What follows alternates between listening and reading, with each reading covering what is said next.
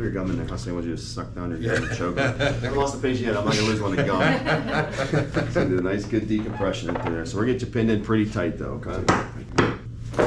There we go. Good. A lot of movement through there. Yeah. All the way down. All the way down there, right? Yeah. I was holding that breath for you. I felt the neck move a ton. Wow. That was great.